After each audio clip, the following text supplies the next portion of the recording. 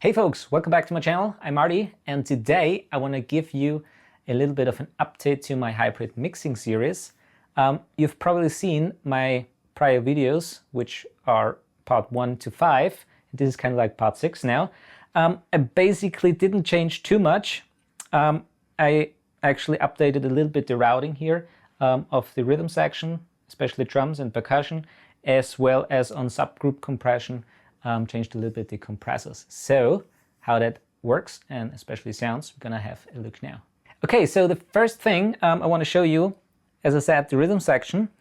I usually brought out only a stereo pair here of the drums, but now as you can see I have kick, snare, overheads, hi-hat and toms on a stereo pair, room mics and percussion. So those 8 tracks are now the whole drums and percussion.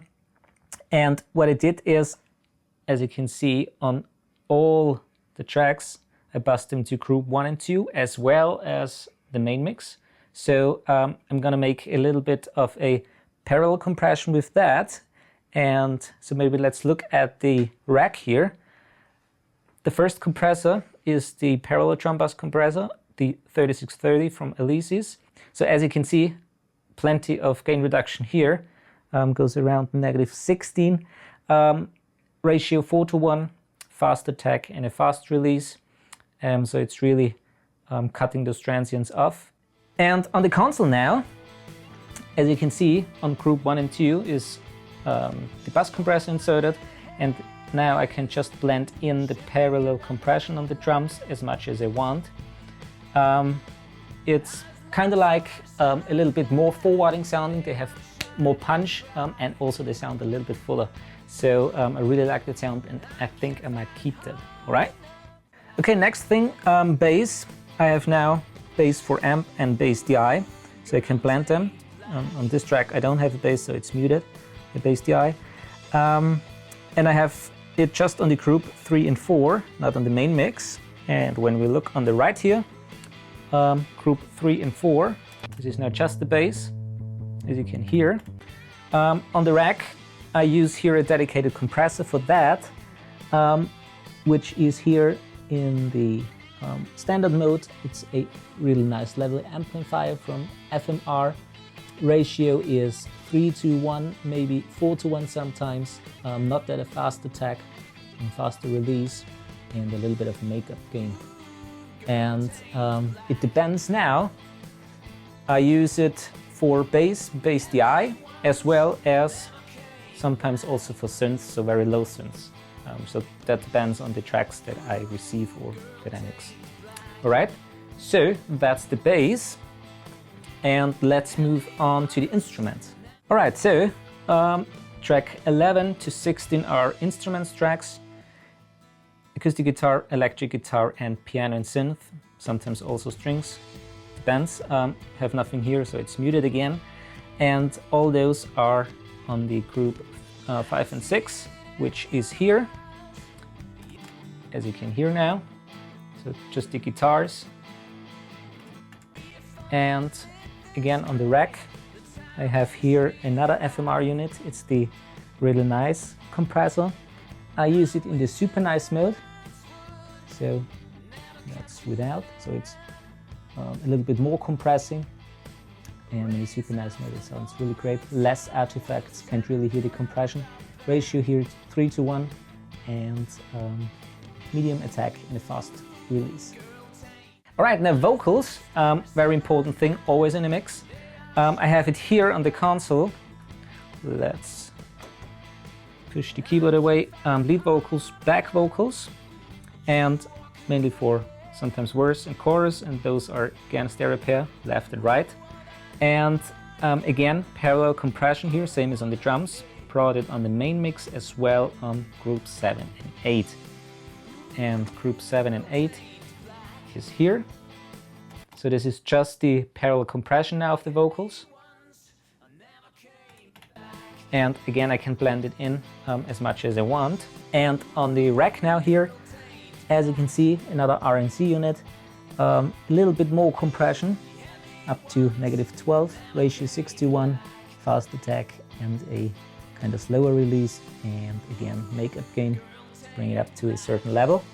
And as I said, I can bring it in. It really kind of mushes the vocals together.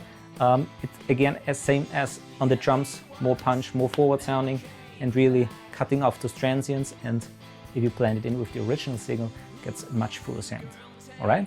Okay, as far as auxiliary sounds goes, so external effects, I mainly use the same units that I have on my other videos, but I changed a little bit the auxiliary sounds.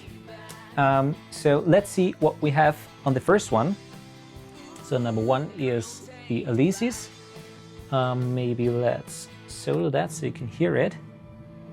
So all instruments basically go to the Alesis. I'm gonna show you in a minute.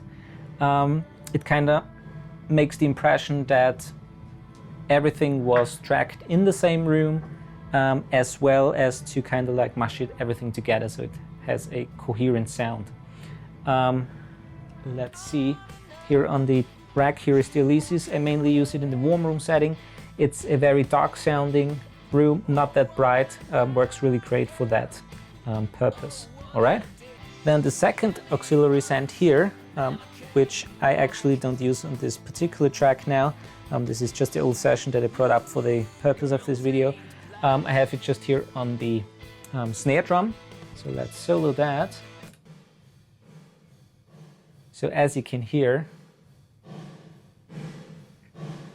it kind of has a little bit of a delay. It's a very long reverb actually.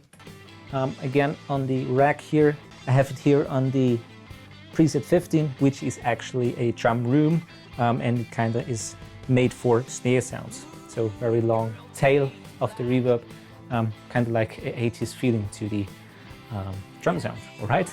Then auxiliary sounds 3 and 4 here. So those two rows I mainly use for vocals. So here, this lead chorus and also on the back vocals. On 3, I have the TC, and on 4 also the TC, and I split it up because it allows me to have the processor 1 on the TC doing another thing, and the second processor having kind of like a hall or a delay or whatever I want. And let's see what I did here. So on the vocals, on the first one is a slapback, mainly use that for the vocals. And on the second processor is the classic hall. It's a great sounding. I mainly leave the pre-delay kind of like very low, and I just play around with the coloration to make it brighter or dark sounding. Let's see how that sounds in solo. So here is now the slapback and the TC hall together. Maybe let's go to the vocals here. So this is just the slapback. Eyes like stars in the night and they are shining bright. All right, and now let's bring also the hall in. I can't find hard enough. So a little bit brighter sounding. All right, so that's basically everything I do with the aux tracks. Everything else, effects-wise, is done in the box. I mainly use a stereo pair for that, which is here, 21 and 22. Can blend it in again as much as I like. I have reverbs there. Let's see, for example, on the electric guitars, I have here a TAL chorus here.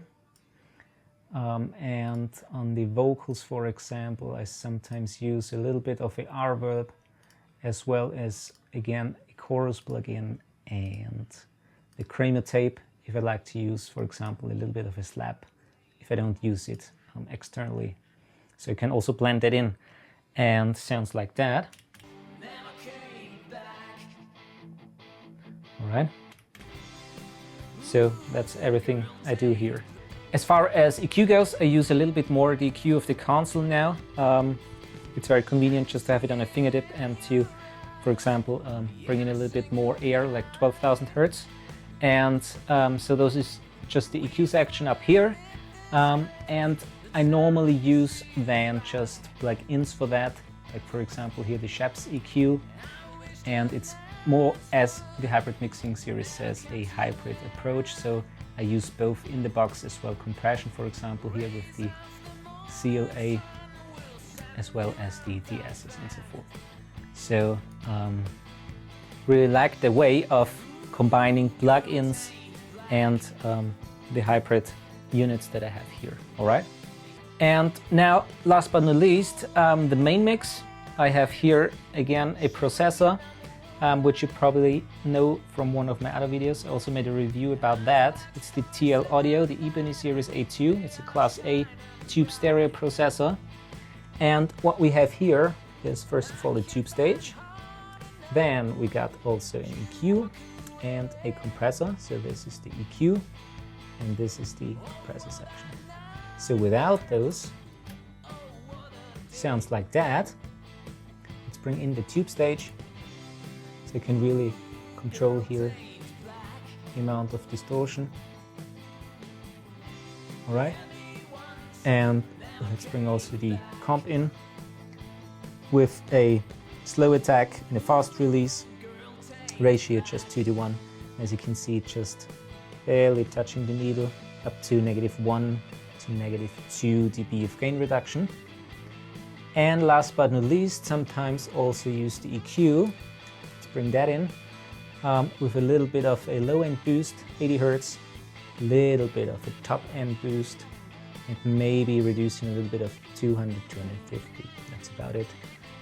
But I don't use it always. All right, folks, so that's once again it. I hope I could give you a little bit of a idea of my new approach with hybrid mixing. As I said in the intro, the concept is basically the same, so didn't change any of the routings with the converters and so forth.